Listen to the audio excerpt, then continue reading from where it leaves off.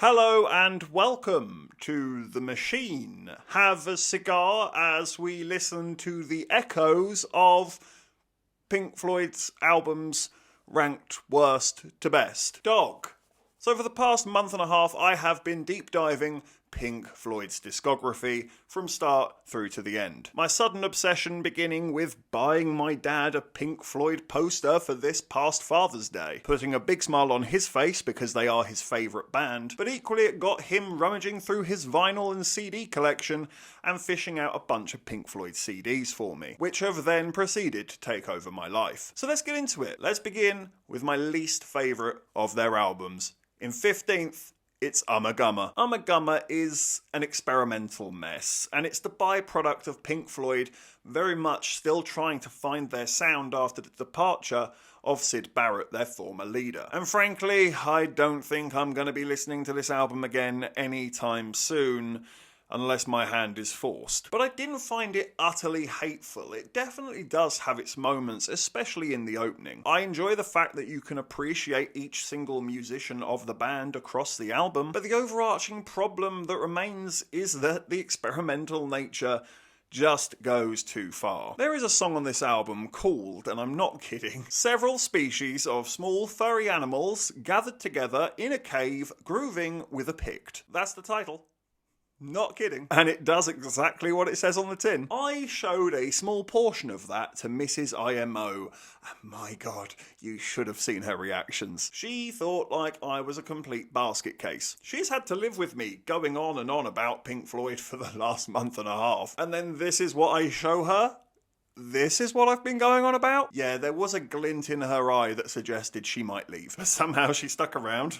And that is just the problem with this album. It's too unaccessible. It isn't completely without merit, but I would rather just take the 2 or 3 tracks that I do like off the album and leave the rest. Amagama gets a 3 out of 10. It is the only Pink Floyd album that I believe is below average. In 14th, it's The Final Cut. This was a bit of a disappointment, if I'm being honest with you. It's very whiny, and the vocals aren't great, if I'm being honest. There's an awful lot of Jesus talk, which just feels odd for Pink Floyd. There's no Richard Wright on this album, and it's really noticeable. There isn't anything there to make it epic or orchestral, really give it some oomph. David Gilmour does manage to shine here and there, but it's very brief. And ultimately, this album feels like it is trying way too hard to be The Wall 2.0, and it fails miserably. I really don't have much to say about this album. It's probably their most forgettable, and it's incredibly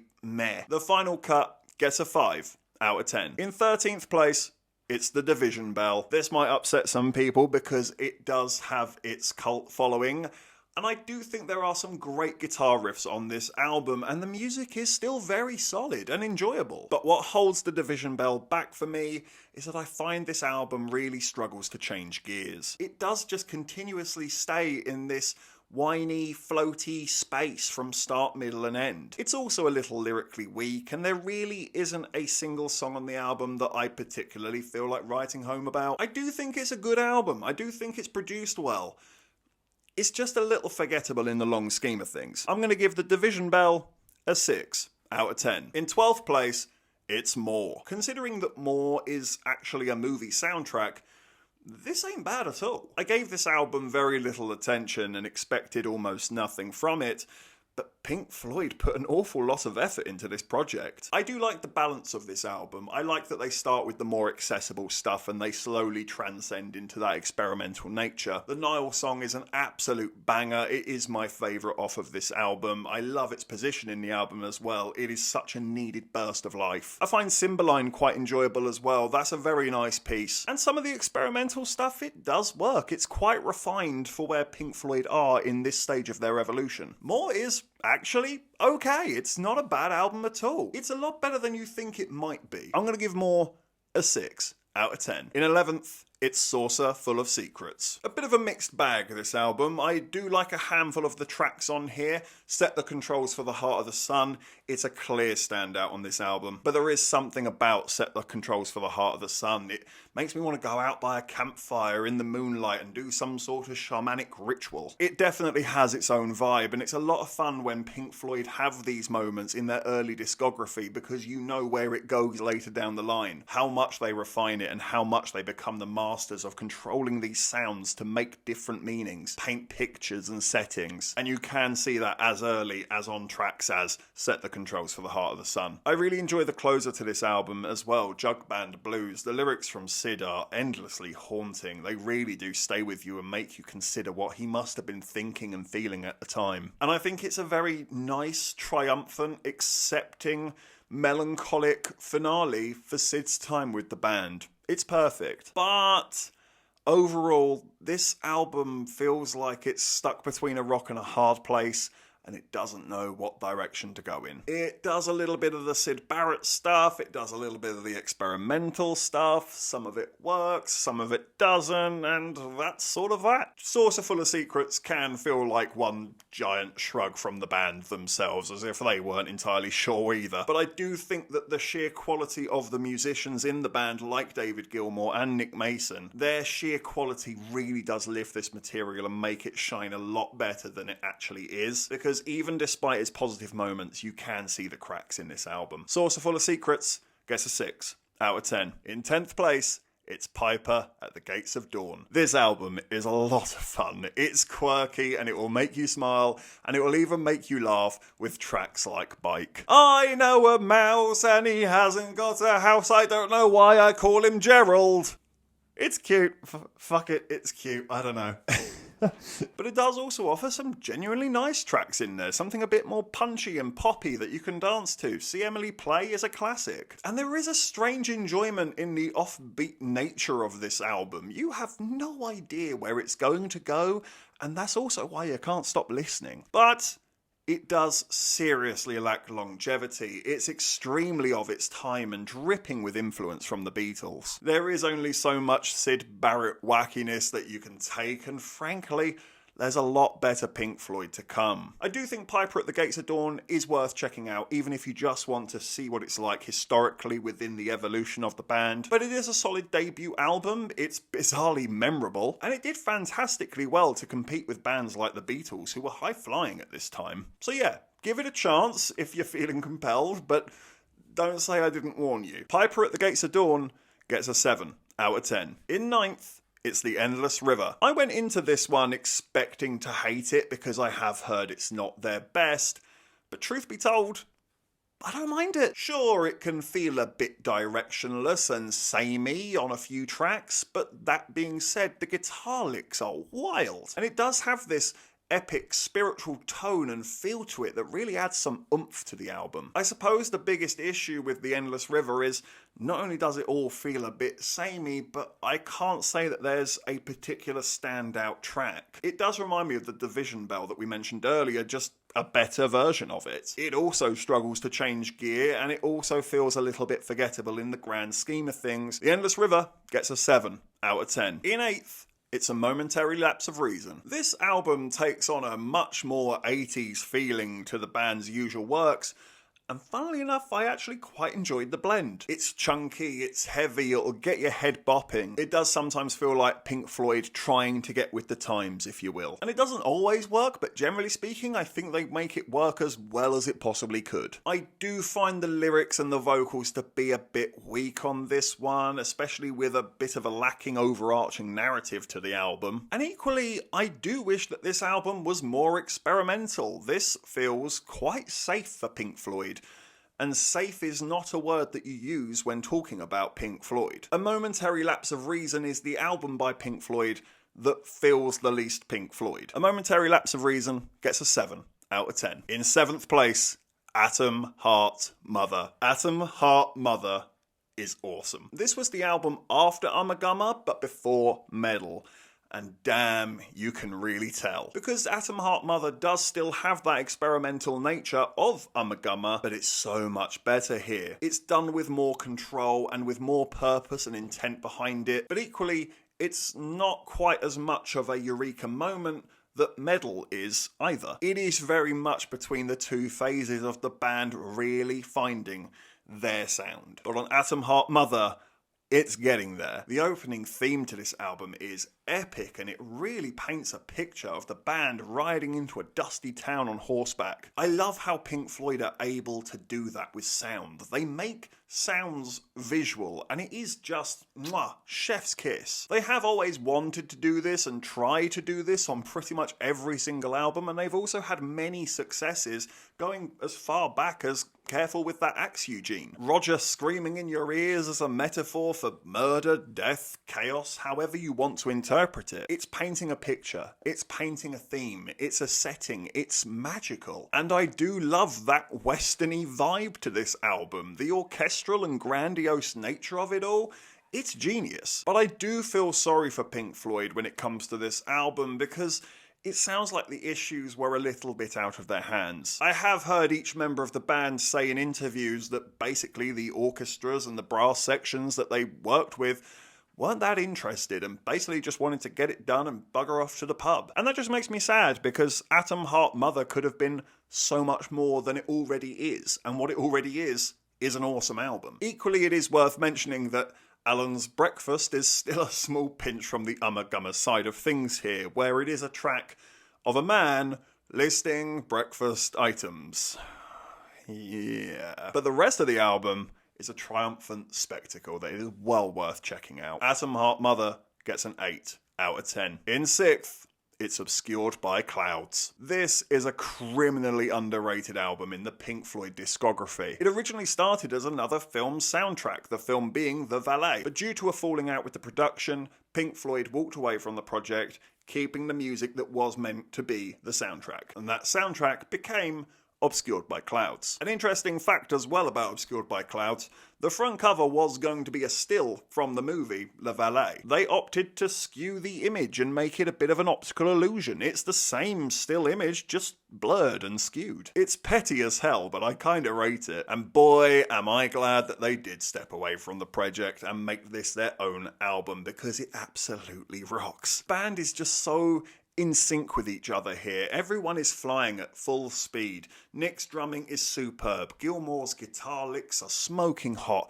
Wright's synthesizers really add some weight. It's also a very well balanced album that has a great flow to it, with those softer, more melancholic moments then being met by those rip-roaring, punchy tracks to give it some life. If I had any negatives about Obscured by Clouds, it would be that there are maybe 2 or 3 tracks on here that I don't hate, but I don't love either. And equally, despite my very high praise, I do still think this album pales in comparison to the next 5 that we have to talk about, which speaks volumes about the quality of the next 5 albums, but that doesn't mean that Obscured by Clouds isn't at all worth your time. It absolutely is. It's a fantastic album that's definitely worth checking out. It's a fun, easy, rocking ride. Give it a go. Obscured by Clouds gets an 8 out of 10. In 5th place, it's Meddle. Now we're in the big leagues, kid. I love Meddle. I love Meddle so much that I have chopped and changed its position in this ranking so many times. It has been in 3rd, it has been in 4th, and I still kind of feel wrong putting it in 5th. A part of me still feels like it should be higher, but I do have my reasons why it isn't. But let's stay with the positives for now, because I have a lot of positives to say about Meddle. Pink Floyd really did burst into life with this album. The sound is finally at that epic, ethereal point that we know and love them for. The lyrics are striking and poignant, the vocals are softly layered on top in a complimentary, transcendent tone. It's also home to 3 of my all-time favourite Pink Floyd tracks. One of These Days. Oh, what an opener. It rocks so hard. Please watch the live at Pompeii version of One of These Days. It is breathtakingly good. If you didn't rate Nick Mason as a drummer before, you will after that. The man is a savage on a drum kit. I also love Fearless. I think that's an incredible riff. I am probably going to try and learn it on my acoustic guitar at some point. And what can I say about Echoes that hasn't been said before? It's holy shit. It is breathtaking. It is their magnum opus. I don't think they can top that song. It's perfect. It is their best track. Full stop. End of conversation. It's Echoes, man. Just, it's Echoes. Listen to it if you haven't already and have your mind blown. It's unbelievably stunning. The craftsmanship of it, the creativity of it, it is truly timeless. It's a breathtaking and astonishing piece of work now. It'll be a breathtaking and astonishing piece of work in 100 years from now. It is godly. But, the negatives. I do have two small complaints about this album, and that being I can easily live without Saint-Tropez as a track. It's fine. It's not the best, it's quite forgettable. And I'm really not a fan of Seamus. I get the idea, and I even enjoy the idea behind it, that they're trying to work the animal barking into the song. Yeah, the end product actually just leads to a completely skippable track. And to be honest, I also feel like the album could do with a small, soft closing piece, just to tie it all together. By finishing on the epic note of Echoes, sometimes the album can leave you feeling a bit high and dry. I suppose the best metaphor I can offer for what it's like to listen to metal is it's like having the most amazing sex ever, but as you lay back and put your hands behind your head and you light your cigarette, your partner gets up, gets dressed and buggers off and barely even says a word, whilst you're laying there wondering, wait, where are you going? I want to cuddle. And that's metal for you. It's outstanding, but I just wish there was a nice little soft cuddle to finish things off. Metal is phenomenal. I'm going to give it a 9 out of 10. It's insanely close to that 10. I really think this album should be called Ear Sex. It's magical. In fourth, missing out on the top 3, is Wish You Were Here. Represent. Look at that. £10 off Amazon. Not bad, eh? Wish You Were Here was the album I actually started this adventure on, and I had previously reviewed it in short. And I originally gave it an 8 out of 10 with the potential to be a 9.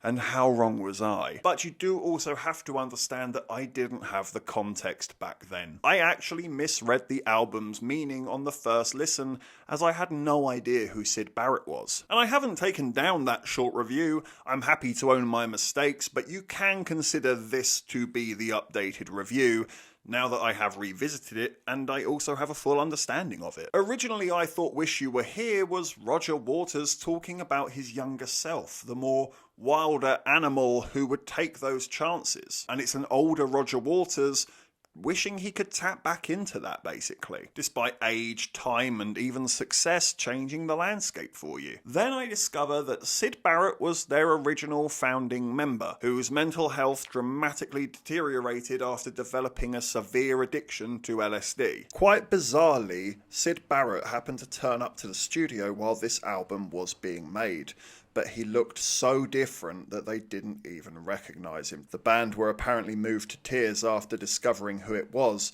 and even showed him Shine On You Crazy Diamond, without telling him it was specifically about him. Syd apparently replied by saying, "It's a bit old, ain't it?" He was the front man of Piper at the Gates of Dawn, and he was there for Saucer Full of Secrets, but he is slowly phased out on that album, with Jug Band Blues being the final piece. And it's been Pink Floyd trying to figure out what they are and who they are ever since. And Wish You Were Here is an album entirely dedicated to their original founding member, discussing his deterioration and his complete and utter disassociation with the music industry. With the full context of this album, it suddenly becomes so powerful and so striking and even moving in places. There are parts of this album that can bring me to tears, both in its music and in its lyrics. It's so from the heart and soul, and you can feel that the band means it. Shine On You Crazy Diamond is a monster piece of music, and arguably the best Pink Floyd opener on any album. And in the closer, I also like how Richard Wright briefly teases the opening of See Emily Play. That's a really moving moment for me. Wish You Were Here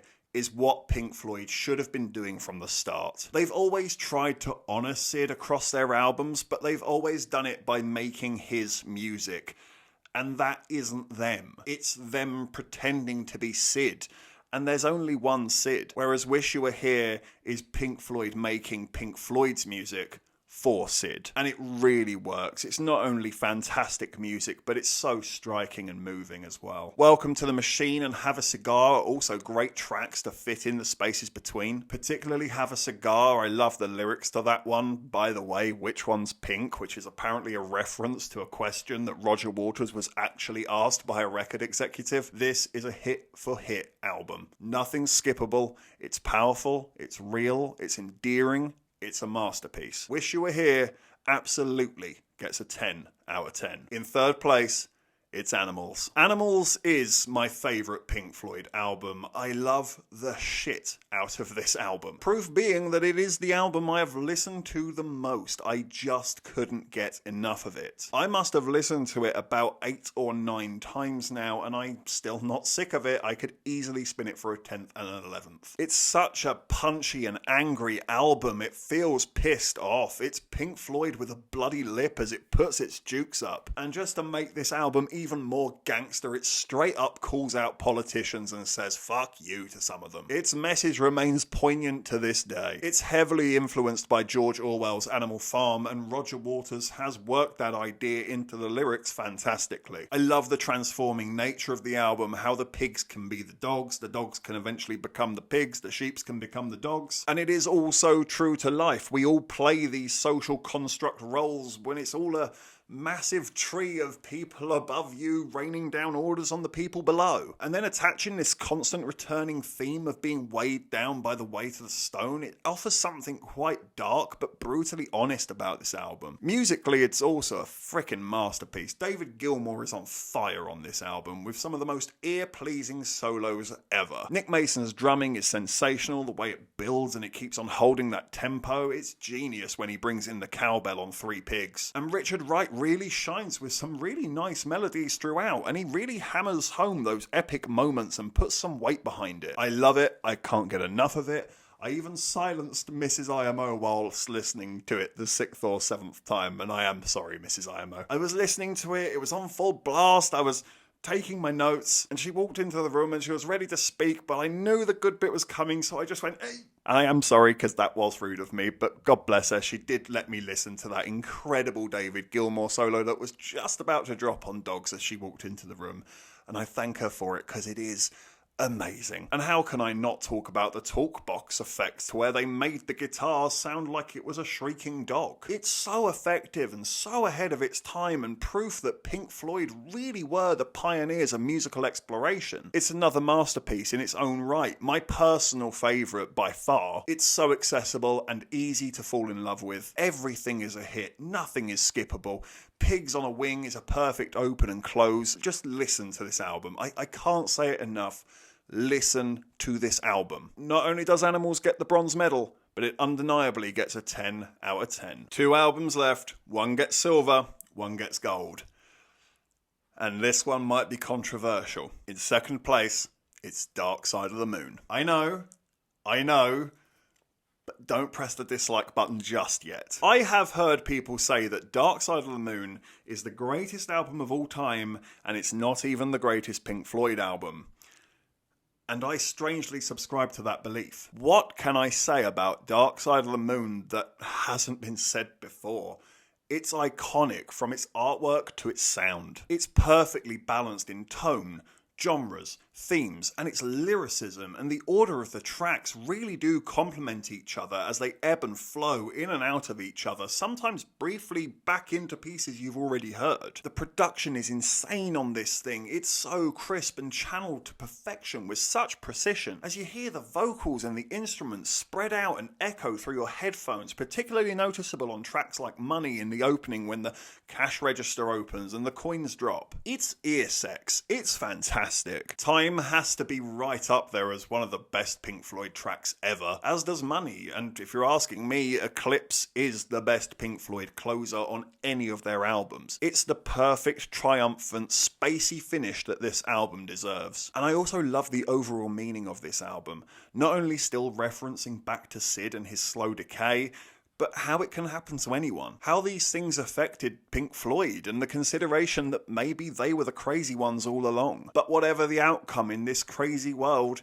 if your head explodes with dark forebodings too, I'll see you on the dark side of the moon. No matter what disaster you face, what misery you sit in, you can always take peace in knowing you're not the only one slowly losing your mind. And the more I think about that, the more I take from it. It's not only frightening and overwhelming, but it's strangely comforting as well. This is a flawless album. Dark Side of the Moon gets the silver medal, but it also gets an 11 out of 10, and it becomes the latest inductee into the IMO Hall of Fame. Which means, in first place, it's The Wall. In my humble opinion, this is Pink Floyd's greatest piece of work. This is not just an album, it's a show, it's an opera, it's a story, it's a performance, and all of it is presented with such groundbreaking showmanship with some of Pink Floyd's greatest and most memorable tracks. It's an absolute monster piece of work with brutally honest and revealing lyricism from Roger Waters that gives the audience a lot to break down and consider, both in the aspect of Roger Waters' life, but also how some things still haven't changed. The messaging of this album is timeless. The older it gets, the stronger and more poignant its message becomes. It only helps you consider the sheer size and scale of this wall that has been built over the years by everyone in their own personal journeys, both around ourselves from our own fears and anxieties, but equally by society itself. And if you think it's a one-sided argument, oh no it's not, because the album even goes as far as exploring retaliation to those societal walls. It recognises that that isn't necessarily the answer either, as it goes down the rabbit hole of radicalism. I, for one, have never experienced anything like it. It's like a soundtrack to a live show. You know how you can get those CDs of Wicked and all of that? But I'm not kidding. Without being a soundtrack to a live show, it's still the best damn soundtrack to a live show out there. It's that musically brilliant. It's that lyrically deep. Comfortably Numb is eternal. It's a song that will never die. It never gets dull. It's got so much to it, with Gilmour's solos and Wright adding that drowsy, warping nature to the song. The lyrics as well are so memorable and meaningful. I also love the several renditions of Another Brick in the Wall that you hear throughout the album and how it appears on other tracks like Waiting for the Worms. It's always bringing it back. It's always serving as a constant reminder of that original theme despite its other messaging. It's just layered perfectly. But above all else, the crowning jewel for me on this absolute masterpiece has to be when the album ends, and at the end of Outside of the Wall, the song has actually finished and the vinyl is popping as we come to a conclusion, you can ever so vaguely hear Roger Waters say, "Isn't this where?" I figured Roger Waters is just asking what's the next track that we play on this recording, and it's just a bad edit, poor misrecording. It's not meant to be there, but hey ho, not the end of the world. No. It's absolutely there on purpose, because upon my second listen, my hairs stood tall like I had seen a ghost as I restarted the album and immediately heard someone say the phrase, "We came in." Isn't this where we came in? Holy shit. The album is a snake eating its own tail. The beginning is the end is the beginning. The cycle is inescapable. For every wall you tear down, your experiences and fears will only build more. It's out fucking standing. Which is more to the point and reason as to why we really didn't need the final cut to be the way that it is, as it tries to be The Wall 2.0. The Wall doesn't need a 2.0. It doesn't need a follow-up. It is its own follow-up. It completes itself, start, middle and end, and manages to loop back around and be its own sequel. It truly is, in my opinion, Pink Floyd's finest piece of work. And it is an absolute must-listen that gets an 11 out of 10 and also enters the IMO Hall of Fame. Whew, there we go. All 15 Pink Floyd albums ranked from worst to best. I also think a lot of thanks has to go to my dad as well, for opening up his arms and welcoming me into his Pink Floyd world, offering me these albums for me to explore, offering little tidbits that might help me get a better understanding of what was happening at the time. So yeah, thanks Dad for firstly having great taste in music, but equally for encouraging me to explore it as well. I have had such a good time doing this. I am actually quite sad that it's over. I'm probably not done with Pink Floyd really. I'm sure I'm going to slap some of their records on in the future. But I might also do this for some other artists. I haven't listened to every album by Queen. I haven't listened to every single Beatles album. There's an awful lot of them. So I'm definitely up for doing more of these in the future. Thank you for watching this video. Please be sure to hit that like button, hit the subscribe button if you haven't already, and please do hit the comment section as well.